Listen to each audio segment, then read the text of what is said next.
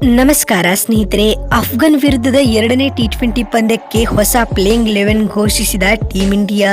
ಮೊದಲ ಪಂದ್ಯ ಗೆದ್ದರು ಪ್ಲೇಯಿಂಗ್ 11 ನಲ್ಲಿ 3 ಬದಲಾವಣೆ ಮಾಡಿದ ರೋಹಿತ್ ಶರ್ಮಾ. ಹಾಗಾದ್ರೆ ಇಂಡೋ ಅಫ್ಘಾನ್ ನಡುವಿನ ಎರಡನೇ ಟಿ20 ಪಂದ್ಯದ ಪ್ಲೇಯಿಂಗ್ 11, ಪಿಚ್ ರಿಪೋರ್ಟ್ ಮತ್ತು ಹೆಡ್ ಟು ಹೆಡ್ ರೆಕಾರ್ಡ್ಸ್ ಇದರೆಲ್ಲದರ ಬಗ್ಗೆ ಇವತ್ತಿನ ಈ ಒಂದು ವಿಡಿಯೋದಲ್ಲಿ ಸಂಪೂರ್ಣವಾಗಿ ತಿಳಿಸ್ಕೊಡ್ತಾ ಹೋಗ್ತೀನಿ. ಹಾಗಾಗಿ ದಯವಿಟ್ಟು ಈ ವಿಡಿಯೋವನ್ನ ಕೊನೆವರೆಗೂ ನೋಡಿ ಸ್ನೇಹಿತರೆ. ಅದಕ್ಕಿಂತ ಮುಂಚೆ ನೀವು ಕೂಡ ಟೀಂ ಇಂಡಿಯಾದ ಅಭಿಮಾನಿಯಾಗಿ ಈ ವಿಡಿಯೋವನ್ನು ನೋಡುತ್ತಿದ್ದರೆ ತಪ್ಪದೆ ಈ ಕೂಡಲೇ ಈ ವಿಡಿಯೋಗೊಂದು ಲೈಕ್ ಮಾಡಿ. ಅದೇ ರೀತಿ ಸ್ನೇಹಿತರೆ, ನಿಮ್ಮ ಪ್ರಕಾರ ಇಂಡೋ ಅಫ್ಘಾನ್ ನಡುವಿನ ಎರಡನೇ ಟಿ20 ಪಂದ್ಯವನ್ನ ಯಾರು ಗೆಲ್ಲಬಹುದು ಅನ್ನುವುದನ್ನು ಸಹ ಕಮೆಂಟ್ ಮಾಡಿ. ಹೌದು ಸ್ನೇಹಿತರೆ, ನಿಮಗೆಲ್ಲ ತಿಳಿದಿರುವಂತೆ ಟೀಂ ಇಂಡಿಯಾವು ಈ ಸಮಯದಲ್ಲಿ ಅಫ್ಘಾನ್ ವಿರುದ್ಧ 3 ಪಂದ್ಯಗಳ ಟಿ20 ಸರಣಿಯನ್ನ ಆಡುತ್ತಿದೆ. ಈಗಾಗಲೇ ಇಂದೋರ್ನಲ್ಲಿ ನಡೆದ ಮೊದಲ ಟಿ20 ಪಂದ್ಯವನ್ನ ಟೀಂ ಇಂಡಿಯಾವು ಭರ್ಜರಿಯಾಗಿ 6 ವಿಕೆಟ್ಗಳಿಂದ ಗೆದ್ದುಕೊಂಡಿದೆ ಸ್ನೇಹಿತರೆ. ಈ ಮೂಲಕವಾಗಿ ಸರಣಿಯಲ್ಲಿ 1-0 ಮುನ್ನಡೆಯನ್ನ ಟೀಂ ಇಂಡಿಯಾ ಪಡೆದುಕೊಂಡಿದೆ ಸ್ನೇಹಿತರೆ. ಇನ್ನು ಇದೀಗ ಉಭಯ ತಂಡಗಳು ಎರಡನೇ ಟಿ20 ಪಂದ್ಯದತ್ತ ಕಣ್ಣ ನೆಟ್ಟಿವೆ. ಹೌದು, ಭಾರತ ಹಾಗೂ ಅಫ್ಘಾನಿಸ್ತಾನ ನಡುವಿನ ಎರಡನೇ ಟಿ20 ಪಂದ್ಯವು ಇದೇ ಜನವರಿ 14ರಂದು ಅಂದ್ರೆ ನಾಳೆ ನಡೆಯಲಿದೆ ಸ್ನೇಹಿತರೆ. ಈ ಟಿ20 ಪಂದ್ಯವು ಇಂದೋರ್ನ ಹೋಲ್ಕರ್ ಅಂತಾರಾಷ್ಟ್ರೀಯ ಕ್ರೀಡಾಂಗಣದಲ್ಲಿ ನಡೆಯಲಿದೆ ಅಂತ ಹೇಳಬಹುದು. ಇತ್ತ ಸರಣಿಯನ್ನ ಗೆಲ್ಲುವ ಇರಾದೆಯಲ್ಲಿ ಟೀಂ ಇಂಡಿಯಾ ಇದ್ದರೆ, ಇನ್ನು ಸರಣಿಯನ್ನ ಜೀವಂತವಾಗಿರಿಸಿಕೊಳ್ಳಲು ಅಫ್ಘಾನ್ ಪಡೆಯು ಇನ್ನಿಲ್ಲದ ಹೋರಾಟವನ್ನು ನಡೆಸಬೇಕಾಗಿದೆ ಸ್ನೇಹಿತರೆ.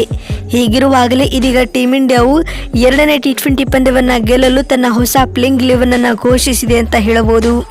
ಹಾಗಾದ್ರೆ ಭಾರತ ಹಾಗೂ ಅಫ್ಘಾನಿಸ್ತಾನ ನಡುವಿನ ಎರಡನೇ ಟಿ20 ಪಂದ್ಯಕ್ಕೆ ಟೀಂ ಇಂಡಿಯಾದ ಪ್ಲೇಯಿಂಗ್ 11 ಯಾವ ರೀತಿಯಾಗಿರಲಿದೆ ಅಂತ ನೋಡ್ತಾ ಬರೋದಾದ್ರೆ, ಆರಂಭಿಕರಾಗಿ ಕಣಕ್ಕಿಳಿಯಲಿದ್ದಾರೆ ರೋಹಿತ್ ಶರ್ಮಾ ಹಾಗೂ ಯಶಸ್ವಿ ಜೈಸ್ವಾಲ್. ಹೌದು ಸ್ನೇಹಿತರೆ, ಮೊದಲ ಟಿ20 ಪಂದ್ಯದಲ್ಲಿ ವೈಫಲ್ಯವನ್ನ ಅನುಭವಿಸಿದ ಆರಂಭಿಕ ಜೋಡಿಯಲ್ಲಿ ಇದೀಗ ಬದಲಾವಣೆ ಆಗಲಿದೆ.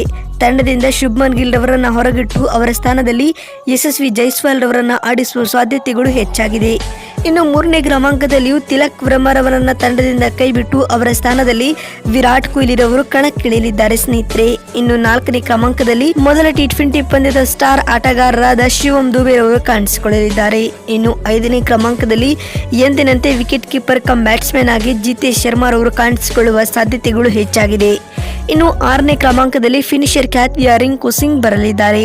ಇನ್ನು 7ನೇ ಕ್ರಮಾಂಕದಲ್ಲಿ ಅಕ್ಷರ್ ಪಟೇಲ್ ರವರು ಪ್ಲೇಯಿಂಗ್ 11ನ ಭಾಗವಾಗಲಿದ್ದಾರೆ ಅಂತ ಹೇಳಬಹುದು ಸ್ನೇಹಿತರೆ. ಇನ್ನು 8ನೇ ಕ್ರಮಾಂಕದಲ್ಲಿ ರವಿ ಬಿಷ್ಣೋಯ್ ರವರು ಕಾಣಿಸಿಕೊಳ್ಳಲಿದ್ದಾರೆ ಸ್ನೇಹಿತರೆ. ಇನ್ನು 9ನೇ ಕ್ರಮಾಂಕದಲ್ಲಿ ವೇಗದ ಬೌಲರ್ ಆಗಿರುವ ಹರ್ಷದೀಪ್ ಸಿಂಗ್ ರವರು ಪ್ಲೇಯಿಂಗ್ 11ನ ಭಾಗವಾಗಿರಲಿದ್ದಾರೆ.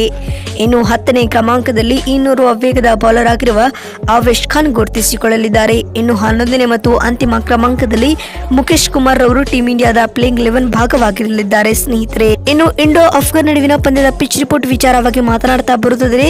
ಇಂಡೋ ಅಫ್ಘಾನ್ ನಡುವಿನ ಎರಡನೇ ಟಿ20 ಪಂದ್ಯವು ಇಂದೋರ್ನ ಹೋಲ್ಕರ್ ಅಂತಾರಾಷ್ಟ್ರೀಯ ಕ್ರೀಡಾಂಗಣದಲ್ಲಿ ನಡೆಯಲಿದೆ ಸ್ನೇಹಿತರೆ.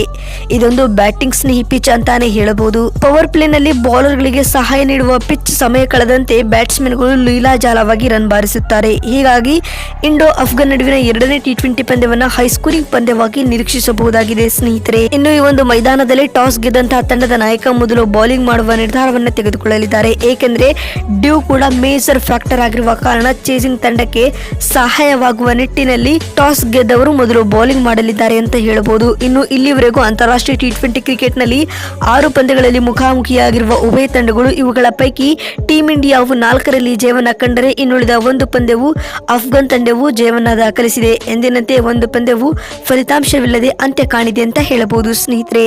ನೋಡಿದ್ರಲ್ಲ ಬಂಧುಗಳೇ, ಭಾರತ ಹಾಗೂ ಅಫ್ಘಾನ್ ನಡುವಿನ ಮೊದಲ ಟಿ20 ಪಂದ್ಯದ playing 11, pitch report, head to head records ಹೀಗೆ ಪಂದ್ಯದ ಸಂಪೂರ್ಣ ಮಾಹಿತಿಯನ್ನು ತಿಳಿಸಿಕೊಡುವ ನಮ್ಮ ಈ ಪ್ರಯತ್ನ ಬಹುಶಃ ನಿಮಗೆ ಇಷ್ಟವಾಗಿದ್ದಲ್ಲಿ ತಪ್ಪದೆ ಈ ಕೂಡಲೇ ಈ ವಿಡಿಯೋಗೊಂದು ಲೈಕ್ ಮಾಡಿ. ವಿಡಿಯೋವನ್ನ ಇಲ್ಲಿವರೆಗೂ ನೋಡಿದ್ದಕ್ಕಾಗಿ ಧನ್ಯವಾದಗಳು. ಮತ್ತೊಂದು ವಿಡಿಯೋದಲ್ಲಿ ಸಿಗೋಣ. ಅಲ್ಲಿವರೆಗೂ ನಮಸ್ಕಾರ.